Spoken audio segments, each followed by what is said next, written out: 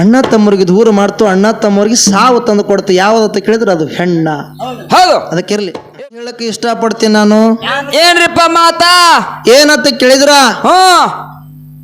ಗಂಡ ಹೆಂಡತಿಗೆ ಇಬ್ರು ಗಂಡಸ ಮಕ್ಕಳು ಹುಟ್ಟಿ ಬಂದಿದ್ರು. ಇಬ್ರೇ ರೀ? ಇಬ್ರು. ಆ ಮಕ್ಕಳು ಹುಟ್ಟಿದ ಕೂಡಲೇನೆ ತಾಯಿ ತಂದೆ ಇಬ್ರು ತೀರ್ಕೊಂಡ್ರು. ಹೌದು, ತೀರ್ಕೊಂಡ್ರು. ಹಾ, ಆ ದೊಡ್ಡ ಹುಡುಗಗೆ 10 ವರ್ಷ ವಯಸ್ಸಿತ್ತು, ಸಣ್ಣವನಿಗೆ 2 ವರ್ಷ ವಯಸ್ಸಿತ್ತು. ಇತ್ತು. ತಮ್ಮಗ ತಗೊಂಡ ಅಣ್ಣ ತಿರ್ಗಾಳಕತ್ತ, ಯಾರು ಕರೆದು ಒಂದ್ ಚರಿಗೆ ನೀರು ಕೊಡ್ಲಿಲ್ಲ. ಹೌದು, ಪರದೇಶಿ ಮಕ್ಕಳು, ಪರದೇಶಿ ಮಕ್ಕಳಿದ್ದು. ಹಾ, ಬಡತನ ಪರಿಸ್ಥಿತಿ ಇತ್ತು. ಊಟದ ಕೊರತೆ ಬರ್ಲಕತ್ತ ಮಕ್ಕಳಿಗೆ. ಹೌದಪ್ಪ, ಹೌದು. ಆ ಊಟದ ಸಲುವಾಗಿ 10 ವರ್ಷದ ಹುಡುಗ ಮಂದಿ ಹೊಲ ಮಾಡ್ಲಕತ್ತ. ಮಂದಿ ಹೊಲ ಮಾಡ್ತಿದ್ದ. ಸಣ್ಣ ತಮ್ಮಗ ಹಳ್ಳಿಲಿ ಹಾಲು ಹಾಕಿ ಜಾಕಿ ಮಾಡ್ತಿದ್ದ, ಹಾಲು ಕುಡಿತಿತ್ತು ತಮ್ಮ. ಹೌದಪ್ಪ, ಹೌದು. ಅವಾಗ ತಾಯಿ ತಂದಿ ಬಿಟ್ಟು ಕೈಲಾಸಕ್ಕೆ ಹೋದ್ರು. ಆ ಸಣ್ಣ ತಮ್ಮಗ ಹಳ್ಳಿಲಿ ಹಾಲು ಹಾಕಿ ಜಾಕಿ ಮಾಡ್ತಿದ್ದ. ತಮ್ಮ ಬೆಳೆದ 6 ವರ್ಷದವ ಅದ.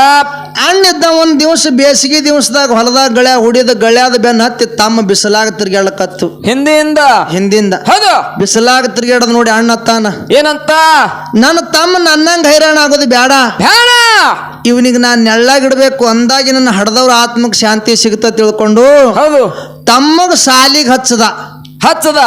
ತಮ್ಮ ಸಾಲಿ ಕಲಿತಿದ್ದ. ಅಣ್ಣಿದ್ದವ್ ಮಂದಿ ಹೊಲ ಮಾಡ್ತಿದ್ದ. ಮಂದಿ ಹೊಲ ಮಾಡ್ಕೋತೆ 15 ಎಕರೆ ಹೊಲ ಗಳಿಸದ. ಯಾರು? ಅಣ್ಣ. ತಮ್ಮಗ ರೊಕ್ಕ ತುಂಬತಿದ್ದ, ದೊಡ್ಡ ಸಾಲಿ ಕಲಿಸ್ತಿದ್ದ. ಊರನ್ ಹಿರಿಯರಲ್ಲಕತ್ರು. ಏನಂತ, ತಾಯಿ ತಂದಿ ಇರ್ಲಾರ್ದ ಪರದೇಶ ಮಗ ತನ್ನ ಕೈ ಮ್ಯಾಗ ದುಡ್ದು 15 ಎಕರೆ ಹೊಲ ಗಳಿಸದ. ತಮ್ಮಗ ದೊಡ್ಡ ಸಾಲಿ ಕಲಸಕತ್ತಾನ, ರೊಕ್ಕ ತುಂಬಲಕತ್ತಾನ. ಹೌದು, ಯಾರು ಕರೆದು ಒಂದ್ ಚರಿಗೆ ನೀರು ಕೊಟ್ಟಿಲ್ಲ. ಈ ಟೈಮ್ದಾಗ ಅವ್ರಿಗೆ ನಾವೇ ತಾಯಿ ತಂದಿ ಇದ್ದಂಗ. ದೊಡ್ಡವಂತೂ ಪ್ರಾಯಕ್ಕೆ ಬಂದಾನ. ಅವನಿಗೊಂದು ಲಗ್ನ ಮಾಡ್ಬೇಕಂತ ತಿಳಿದುಕೊಂಡು ಆ ಊರನ ಹಿರಿಯರು ಕೂಡಿಕೊಂಡು ಅಣ್ಣಗೊಂದು ಲಗ್ನ ಮಾಡಿದ್ರು. ಹೌದು, ಅಣ್ಣಗ ಊರನ್ ಹಿರಿಯರು ಕೂಡಿಕೊಂಡು ಒಂದು ಲಗ್ನ ಮಾಡಿದ್ರು. ಅಣ್ಣನ ಹೆಂಡತಿ ನಡ್ಲಿಕ್ಕೆ ಮನೆಗೆ ಬಂದ್ಳು.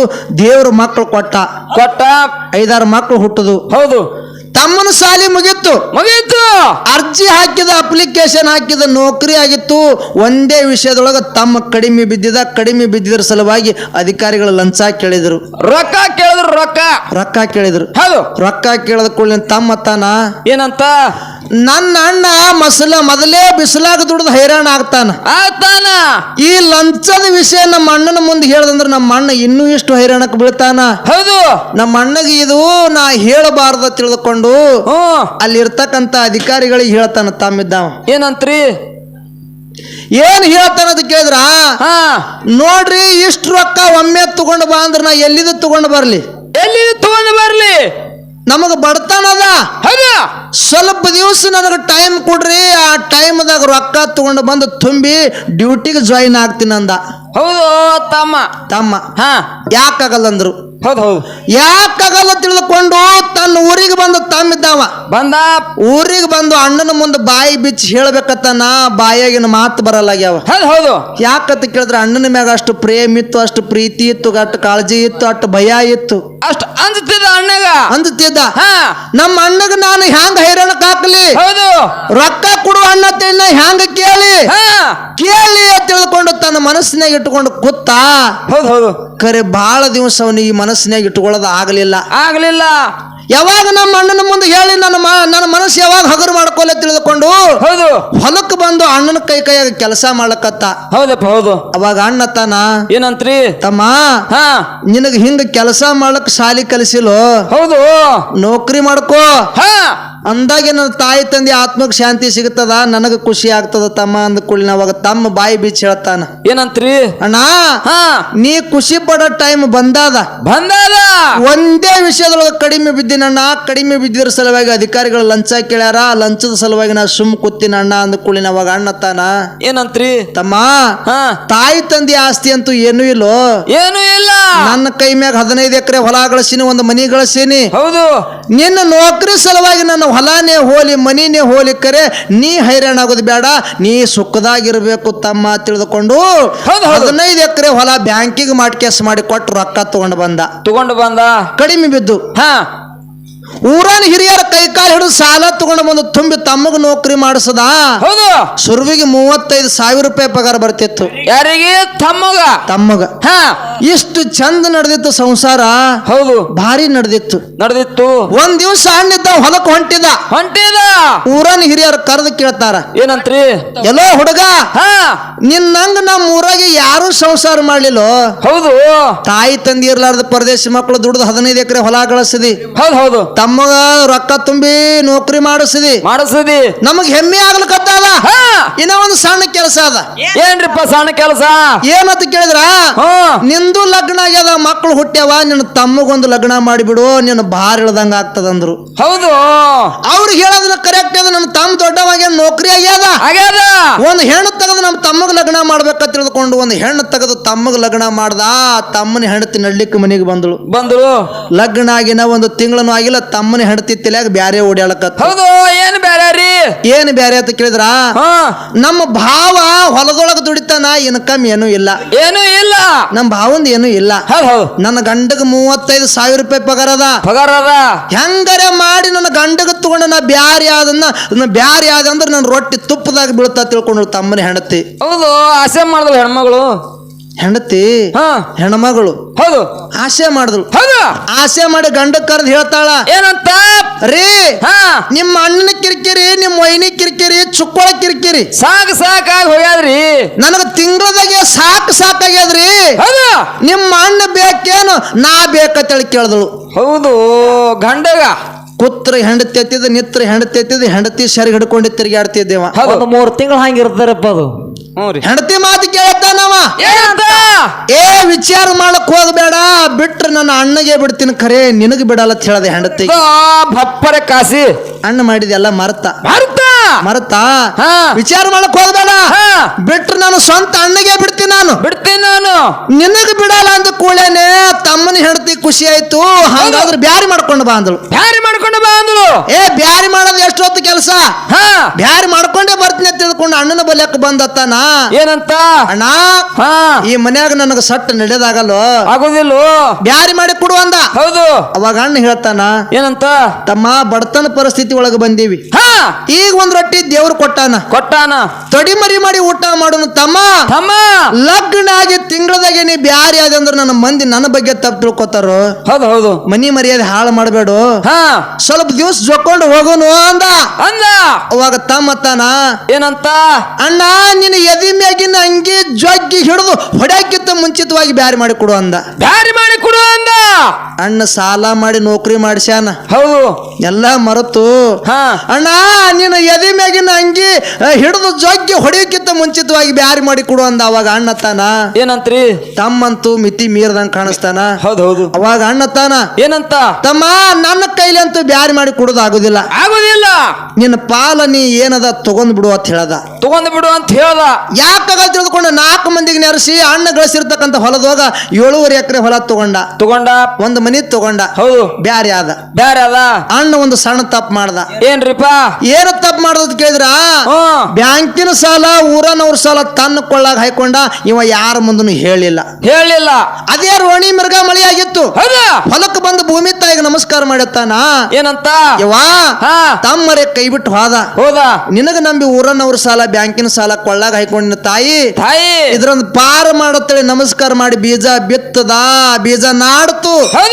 ಮುಂದೆ ಬರ್ತಕ್ಕಂತ ಮಳಿ ಚಂದ ಬರ್ಲಿಲ್ಲ, ಬೆಳಿ ಎಲ್ಲ ನಡಬರಕ್ಕೆ ಒಣಗಿ ಹೋದು. ಹೌದು ಕಾಯಿನೇ ಆಗ್ಲಿಲ್ಲ. ಯಾವ್ದು ಬೆಳಿ ಕಾಯಿನೇ ಆಗ್ಲಿಲ್ಲ, ನಡಬರಕ್ಕೆ ಒಣಗಿ ಹೋದು. 1 ವರ್ಷ ಆಯ್ತು. ಬ್ಯಾಂಕಿನ ಸಾಲಗಾರರು ಹೊಲಕ್ಕೆ ಬರ್ಲಕತ್ರ, ಊರನ ಸಾಲಗಾರರು ಬಂದು ಮನಿ ಮುಂದೆ ಕುಂದ್ರಕತ್ರು. ಸಾಲಕ್ಕಂಜ ಅಣ್ಣ ಹೊಲಾನು ಬಿಟ್ಟು ಮನಿನು ಬಿಟ್ಟು ಊರೂರು ತಿರ್ಗಾಳಕತ್ತ. ಹುಚ್ಚಾಗಿ ತಿರ್ಗ್ಯಾಡ್ದ ಚೀ ಅನ್ಸತ್ತು.